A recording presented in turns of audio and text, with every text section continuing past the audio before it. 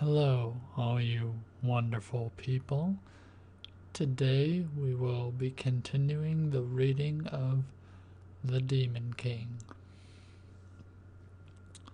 We are on Chapter 2, Unintended Consequences. Reza shifted impatiently in her saddle and peered about, squinting against the sunlight that dappled the trail. "Don't squint, Reza," her mother snapped automatically.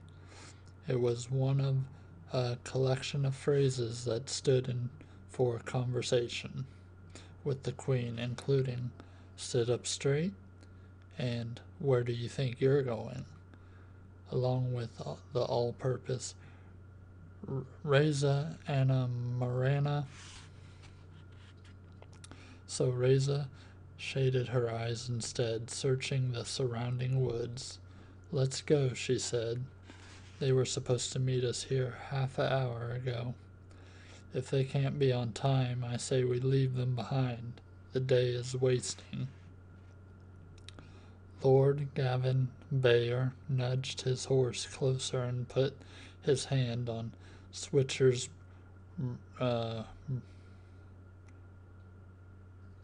bridle. "Okay. Please, Your Highness, I beg you, give them a few more minutes. Mika will be keen.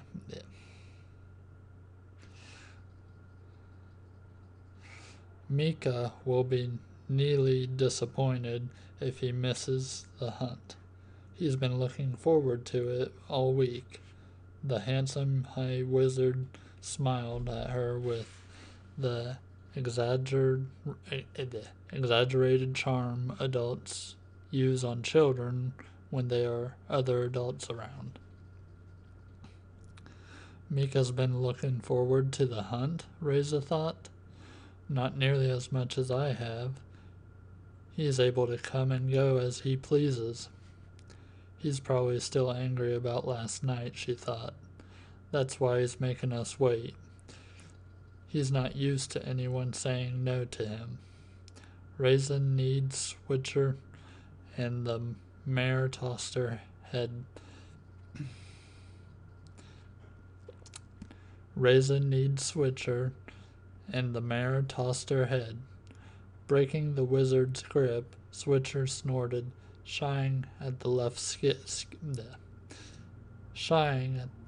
leaf skidding along the ground. She was as eager to be gone as Reza. "I'm often late," Reza's younger sister. Hold on. "I'm often late," Reza's younger sister, Melanie, piped up, urging her pony forward. "Maybe we should try to be patient." Reza threw her a scathing look, and Melody bit her lip and looked away. "Mika likely lost track of time," Lord Bayer went on, trying to settle his own horse, a large-boned stallion. The breeze ruffled his mane of silver hair, streaked with wizard red. "You know how boys are." "Perhaps you could give him a pocket watch on his next name day then," Reza said. Acer Bickley, eliciting the Reza Morena respond from her mother. "I don't care," she thought. It was bad enough she'd been cooped up in Fellsmarsh Castle since Solace.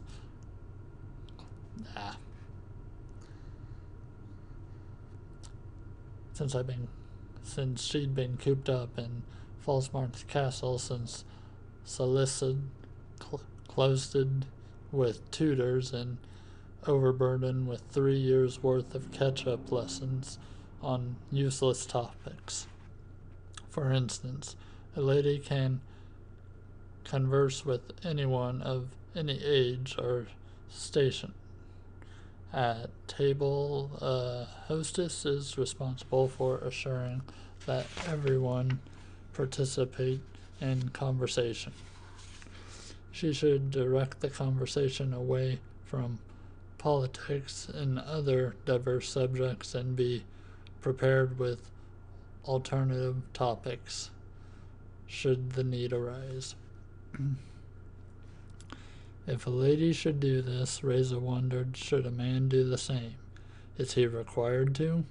Both Reza and her mother had changed during the 3 years she'd been gone to Damonia camp, and now it seemed they were constantly at odds. Her clan-born father, Averil, had been a buffer between them. Now he was always traveling, and Marana persisted in treating Reza like a child. These days, Reza couldn't help hearing the whispers that followed her after the Queen. Some said she paid too little attention to finances, policy, and affairs of state. Others said she paid too much attention to the High Wizard and the Council on Grey Lady. Had it always been this way, or was Reza just noticing it more because she was older? Maybe it was her grandmother, Elena's influence. The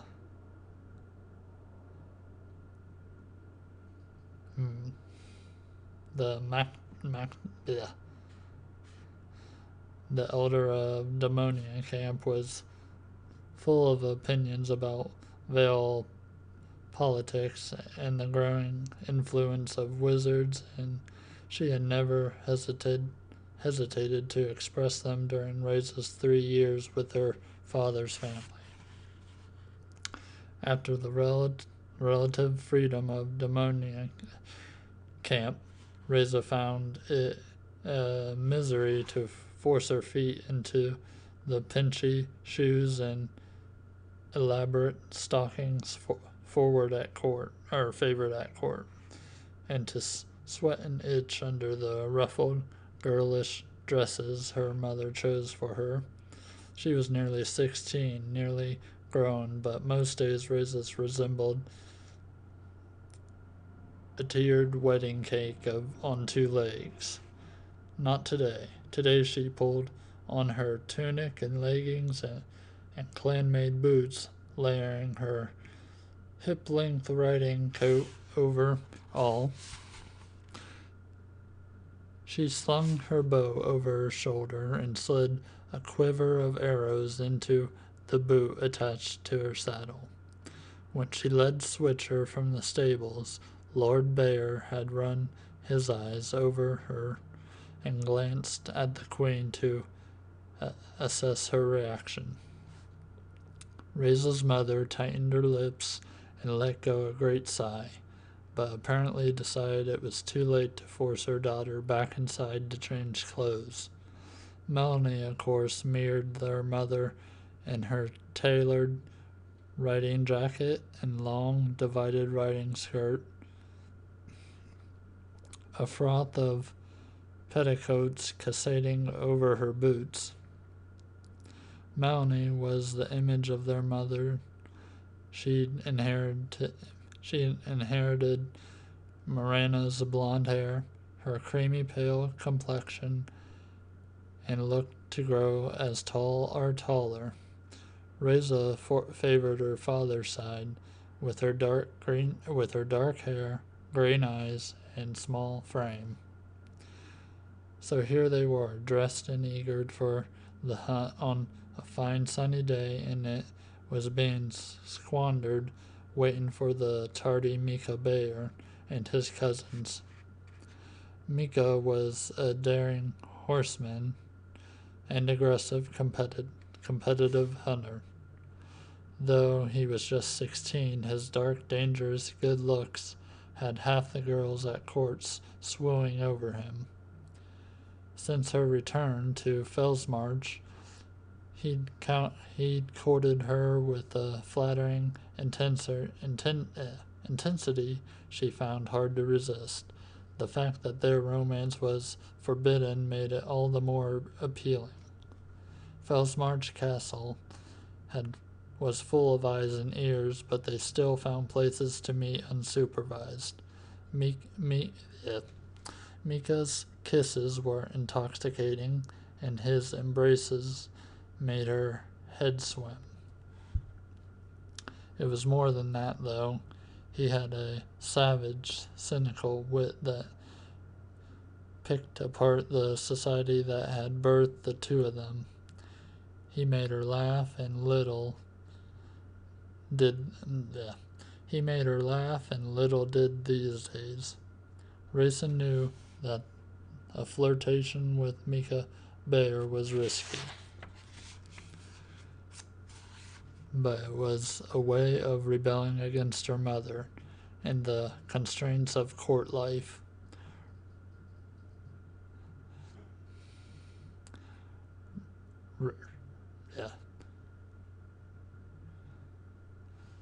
Rebellion only went so far, though.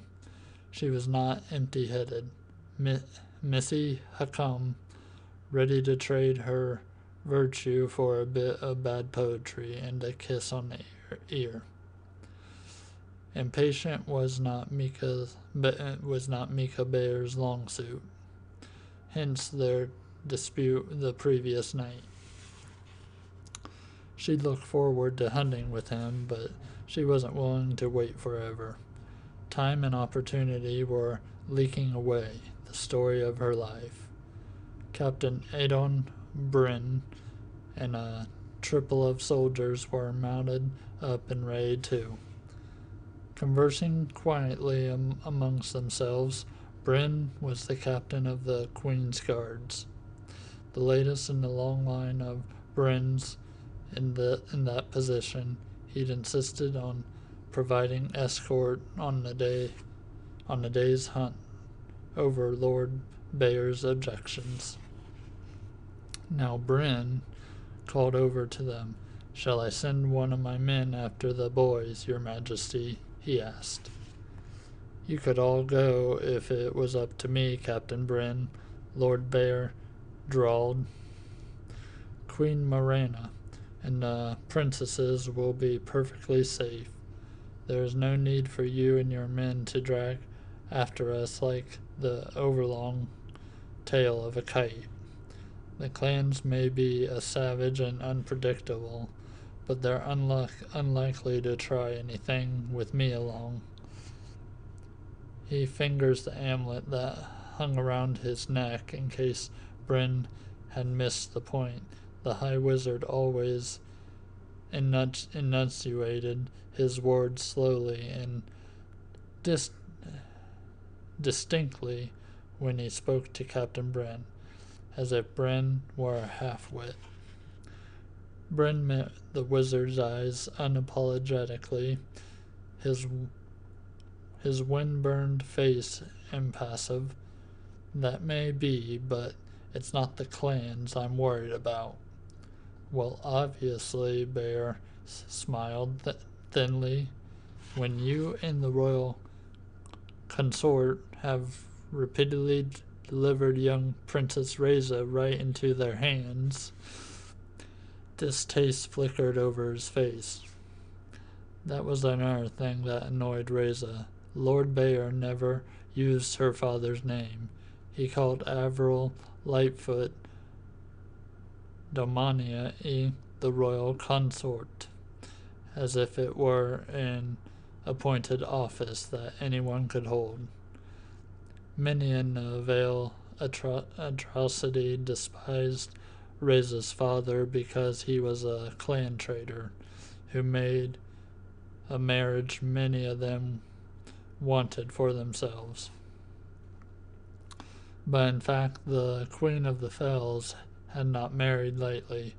Averil had brought with them the support of the clans and counterbalanced the power of the Wizard Council, which naturally the High Wizard did not like. Lord Bear, the queen said sharply, you know very well that Princess Rhazes is fostered with the clans as required by the naming. The naming was the agreement between the clans and the Wizard Council that had ended the breaking, the magical calamity that had nearly destroyed the world. But surely it was unnecessary for Princess Reza to spend so much time away from court, Bayer said, smiling at the queen. Poor thing.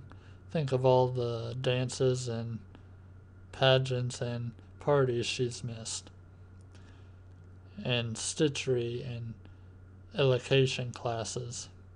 Reza added to herself a bloody shame. Bryn studied Reza as he might a horse she was thinking of buying, then said in his blunt fashion, she doesn't look any the worse for wear to me.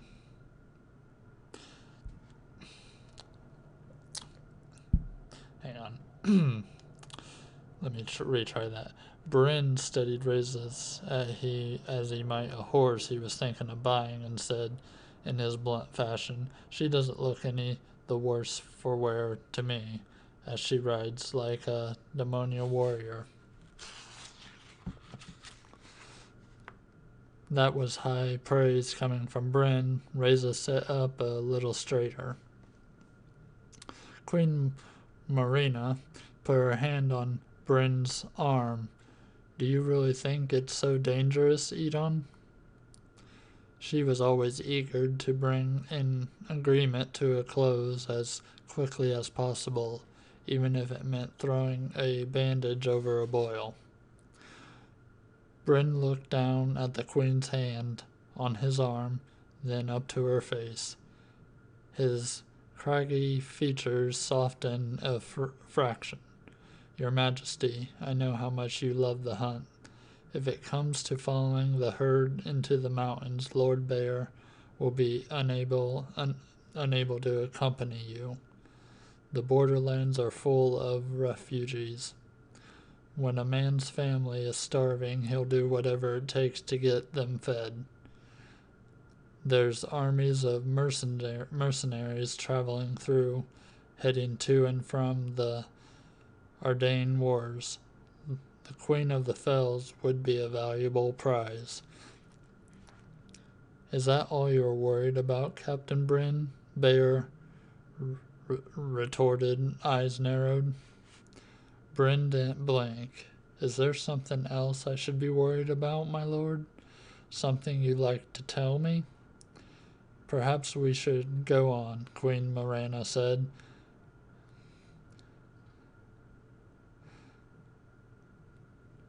Decisively snapping her reins.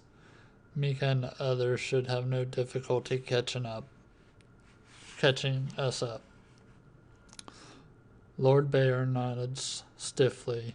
Mika's going to hear about this, Reza thought. The High Wizard looked as though he could bite off someone's head and spit out the teeth. She urged Switcher forward, claiming the lead. Bryn maneuvered his great bay horse so that he rode beside her, and the rest following after. Their trail climbed through lush upland meadows, sparkling with starflowers and buttercups. Red-winged blackbirds clung impossibly to swaying seed heads left over from the previous year. Reza drank in the detail like a painter deprived of color. Bryn looked about as well, but to a different purpose. He scanned the forest to either side, his back straight, rein held loosely in his hand, his men fanned out around him, riding 3 miles to their one, scouting the way ahead and monitoring their back trail. When does Amon come home? Reza asked, trying out her hard-lean. When does Amon come home? Reza asked, trying out her hard-learned conversational skills on the door. Captain. Bryn studied her face for a long moment before answering. We expect him any time, Your Highness. Because of the fighting in Ardennes, he'd had to take a long way around from Odin's Ford. It had been more than 3 years since Reza had seen Amon, Bryn's eldest son. After 3 years at Demonian camp, she'd returned to court at Solace to find out Amon was gone to Wing House, the military school in Odin's Ford. He meant to follow in his father's footsteps, and soldiers began their training early. She and Amon had been fast friends since childhood, when despite their difference in station, a lack of other children at court had forced them together. Fellsmarch Castle had been lonely without him. Not that she had much time to be lonely. When I'm queen, Reza thought, I'm going to keep my friends close by. It was one more entry in the long list of good intentions. Now Amon was on his way back from the fells, traveling the hundreds of miles from Odin's Ford on his own. Reza envied him. Even among the clan, she always traveled with some kind of guard. What would it be like choosing her own way, sleeping when and where she'd like, each day brilliant with possibility and risk?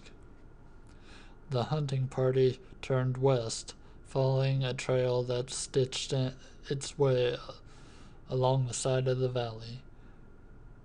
They were hundreds of feet above the Drin water that roar of its cascades floated up to them.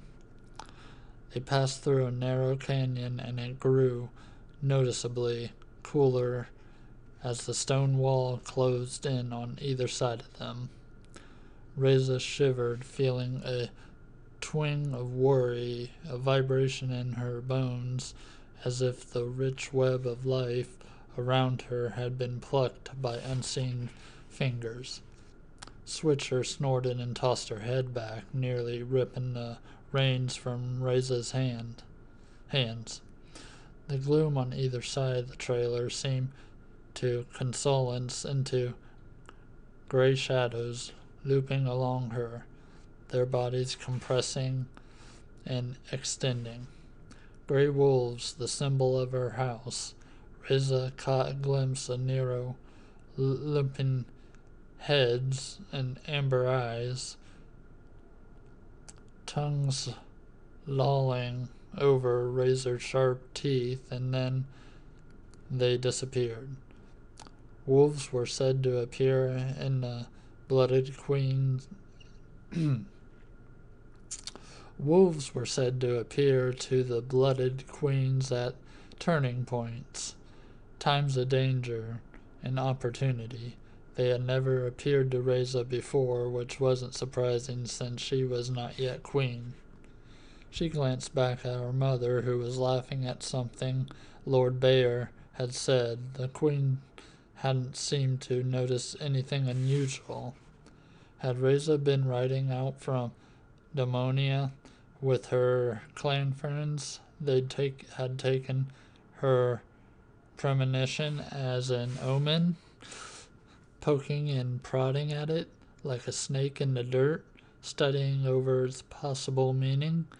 Being of the Grey Wolf lineage, Reza was expected to have the second sight, and this skill was respected. A voice broke into her thoughts. "Are you well, Young Highness?" Startled, Reza looked up into Bryn's worried eyes, gray as the ocean under a winter sky. He'd come up next to her and taken hold of Switcher's bridle and clinging his hand so he could hear her answer. "Well, she stammered. She stammered for once, at a loss for words. She thought of saying, "I have a peculiar feeling we're in danger, Captain Bryn, or by chance did you see any wolves along the way? Even if the gruff captain took her seriously, what could he do? I'm fine, Captain, she said. It's been a long time since breakfast is all. Would you like a biscuit? He asked, digging into his saddlebag. I've some in my... That's all right, she said hastily. We'll have lunch soon, right? The canyon opened up into a pretty upland meadow. The deer herd had been seen grazing there a week ago, but they were gone now. In this section they were likely heading to higher ground, and with the wizard Lord Bayer along, the hunting group couldn't follow. They were pushing at clan boundaries as it was. They stopped for their midday in the meadow just outside the mouth of the narrow canyon. The meal was an elaborate affair laid out on fancy cloths with cheese and cold meats, fruits and bottles of wine and cider. While the rest of them ate, two of Bryn's soldiers scouted ahead looking for traces of the missing herd.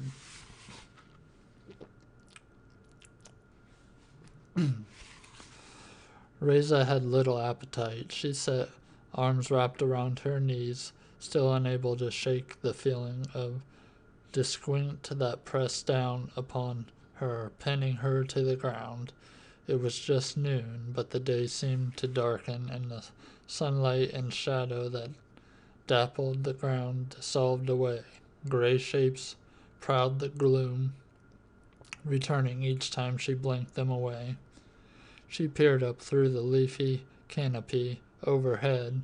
Although the sky to the south was a clear blue, overhead it had gone milky gray, the sun a bright disk swimming in a gathering haze.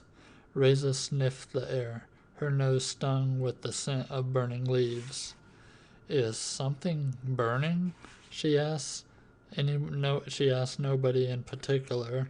She'd spoken so quietly she didn't think anyone had heard, but Bryn rose from his seat at the edge of the woods and walked to the center of the meadow, scanning the slopes on all sides.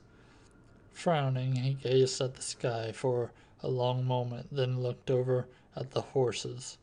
They shifted, stamping their feet and straining at their tethers. Reza felt the growing conviction that something was terribly wrong. The air seemed to catch in her throat, and she coughed. Load up the horses, Captain Bryn ordered, setting his men to clearing the camp and packing up the picnic things. Oh, do let's stay longer, Eden. Queen Moreno raised a glass of wine. It's so pretty here. It doesn't matter if we don't take a deer. Lord Bear sprawled next to her. I can't climb much further without violating the... Lord Bear sprawled next to her. I can't climb much further without violating the naming of all that. And all that. But you go on. Captain Bryn will find out our princess is a deer. I will stay here and look after the queen. Reza stared at the scene before her. The blanket spread under the tree. The darkly handsome wizard with his boots crossed at his ankles, bejeweled hand resting on the blanket. Her pretty blonde mother, confection even in her riding clothes, cheeks flushed like a girl's.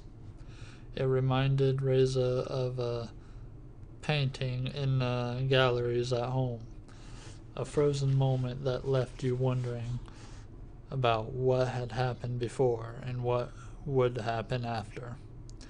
I'll stay with you, Mama, Reza said, plucking herself down at the edge of the blanket and looking the High Wizard in the eye, knowing instinctively that they were enemies.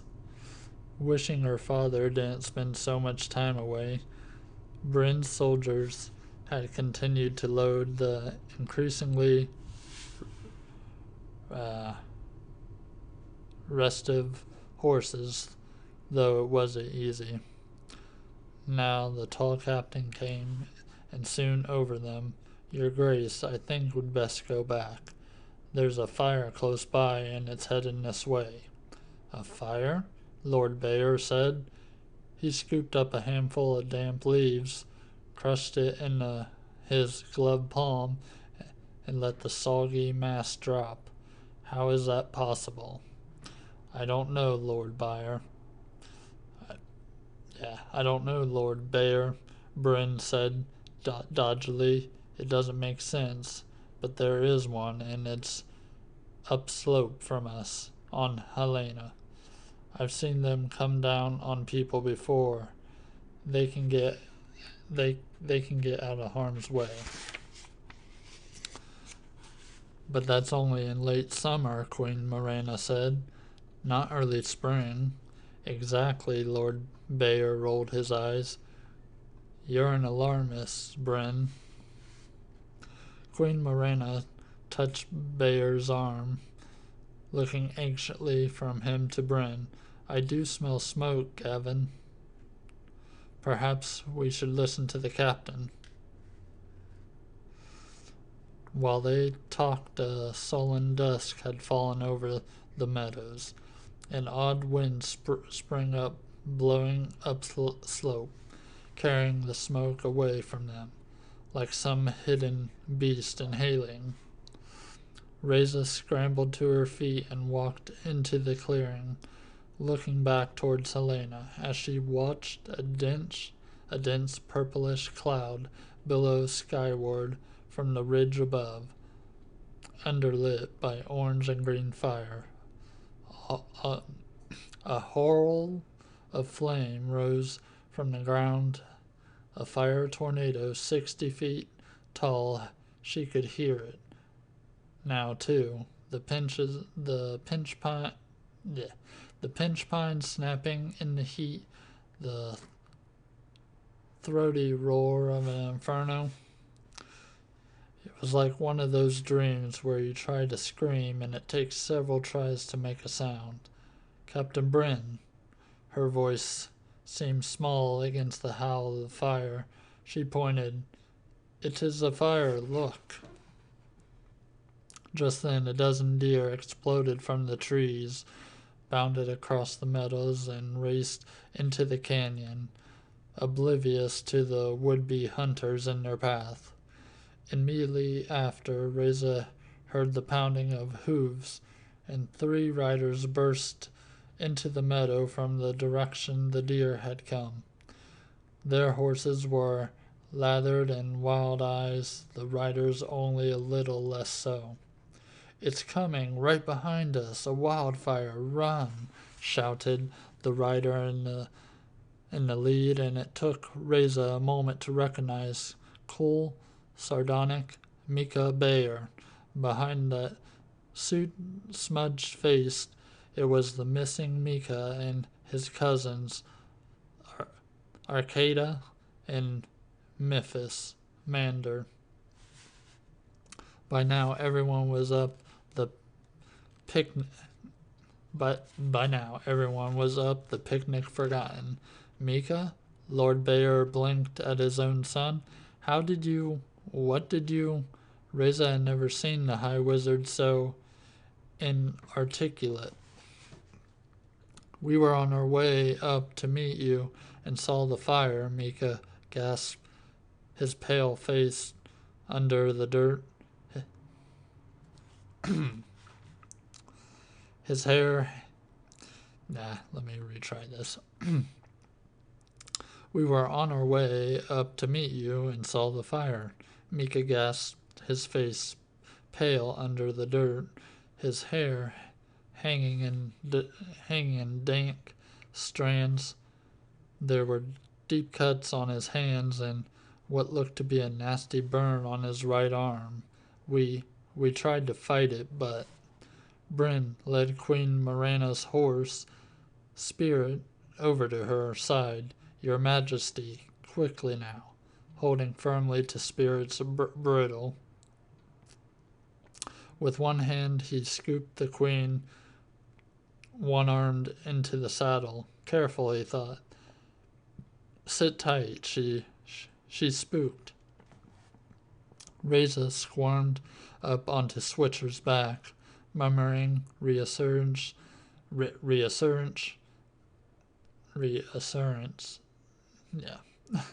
to the mare. Only 100 yards away now. The forest canopy was all right. The fire bore down on them, flames leaping from tree to tree in a mad rush downhill, traveling much faster than seemed possible in the season. The air scorched Reza's lungs, and she pressed her sleeve over her mouth and nose. Lord Bayer stood frozen a moment, eyes narrowed, looking from Mika and Arcada and Memphis and up at the onrushing flames. Then he caught his own horse and swung up into the saddle, angling his horse close to Mika's. He grabbed a fistful of Mika's coat and pulled his son close. Speaking to him with their faces inches apart, Mika nodded once, looking terrified. Lord Bayer abruptly released him and wrenched his horse away, digging his heels into the stallion's sides, leaving his son to follow or burn. Reza stared at them, bewildered. Did the High Wizard expect his son to have put the fire out on his own? Mika was powerful, but he didn't even have an amulet, and he'd not yet been to the academy. Your Highness, hurry, Bryn shouted. They all rode hard for the mouth of the canyon. If Reza had hoped to find shelter in the canyon, she found it a mixed blessing.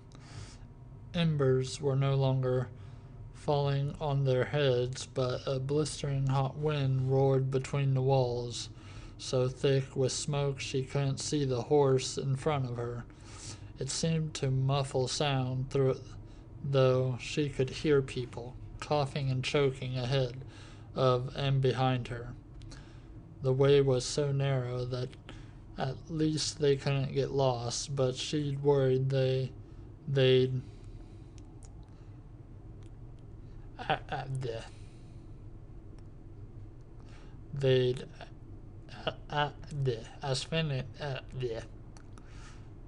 they would lose breath before they emerged on the other side.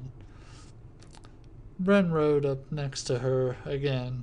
Dismount and lead your horse, Your Highness, he said. The air is fresher near the ground. Be sure to keep tight hold of the reins. He moved down the line, passing the word. Reza climbed down off Switcher, wound the leather reins around her hand, and stumbled down the rocky steam bed. Bryn was right about breathing was easier below. The skin on her face felt brittle and hot, like the skin on a roasted chicken. She was tempted to kneel down and breathe her face in the water, but Bryn hurried them along relentlessly. The air grew even thicker as they neared the exit from the canyon, and Reza's eyes stung, her vision blurred by tears. When she blinked the tears away, she was again surrounded by wolves, the size of small ponies, their backs at shoulder height on her.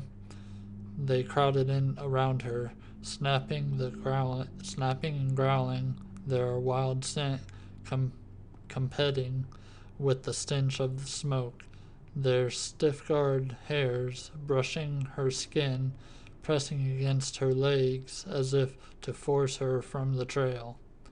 Helena, have mercy, Reza whispered. No one else seemed to notice. Was she hallucinating, or could they be real? Forced to share the trail by the advance of the flame, Reza was focused on the wolf pack that she nearly collided with Mika, who stopped abruptly in front of her. The wolves faded into smoke somewhere ahead. She heard Bryn's swearing forcefully, thrusting his reins into Mika's hands. She fought her way past the others to the front of the line. "Stay back, Your Highness," Bryn said, pushing her behind him. She could see that the trail beyond the exit was awash in flame. The fire had split around the ridge, pouring down the slope on either side of the canyon. They were trapped. "All right," Bryn said, his voice ringing through the canyon. "I want all of you down in the stream. Lie flat and immerse yourself if you can." Gavin Bayer forced his way to the front. "What's going on?" he demanded. Why have we stopped?" Bryn stepped aside, allowing Bayer a clear view. The wizard stared at the inferno for a long moment, then turned and called Mika, Arcada, and Memphis, "Come here." The three boys shuffled forward until they stood before the High Wizard. They were shaking, teeth chattering, and looked scared to death. Bayer yanked off his fine leather gloves and stowed them in his pockets. He drew a heavy silver chain from his pocket, fastened one end around his wrist and the other around Mika's. "Arcada and Memphis, grip the chain here and here," Bayer said, pointing. They each took hold of the chain between Bayer and Mika, as if they were a poisonous snake. "Don't let go, or you'll regret it," the wizard said. But not for long. He turned to face the fire, seized the amulet and his free hand with his free hand, and began speaking a charm. As he spoke, the three boys staggered and gasped and cried out as if they'd been struck by a heavy blow. The two in the middle kept a desperate hold on the chain, while all three turned paler and paler, as if they were being drained dry. Beads of sweat formed on Lord Bayer's face, then evaporated in the searing heat. The High Wizard seductive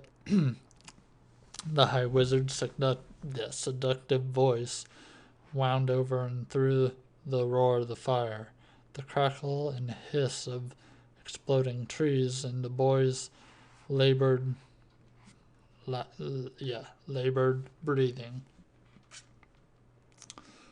Finally, grudgingly, the fire responded. The flames flickered and shriveled and rolled away from the mouth of the canyon like a retreating tide, leaving a desolate, smoking landscape behind. Bayer kept at it, beating back the fire with sorcerous words until the flame was entirely gone.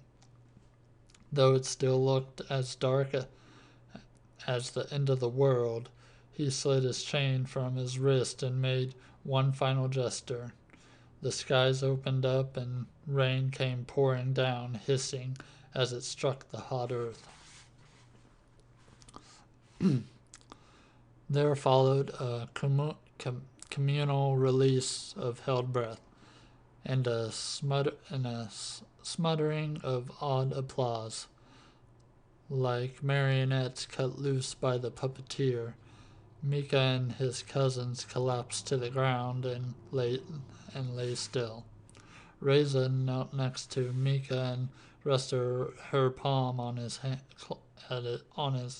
clammy forehead. He opened his eyes and stared up at her as if he hadn't recognized her. She looked up at Lord Bayer. "What's wrong with them? Are they going to be all right?" Bear gazed at them with a particular cold expression on his face. They'll recover, though I dare say it's a lesson they'll never forget.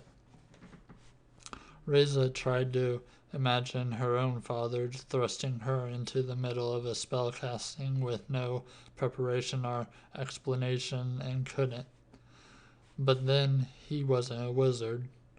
Bryn had walked some distance out of the canyon and stood in the rain, kicking at the still smoldering debris. Strange, he said. I've never seen a fire like this before that burnt in the wet. Lord Bear, Queen Marana said, gripping the wizard's hand. That was truly remarkable. You saved all our lives. Thank you. I am glad to be of service, Your Majesty, Bear said, forcing a smile, though he looked as though it might crack his face. Reza looked over at Bryn. The captain gazed at the queen and her high wizard, rubbing his bristled jaw, a puzzled frown on his face.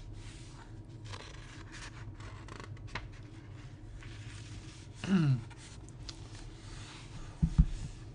that was chapter 2.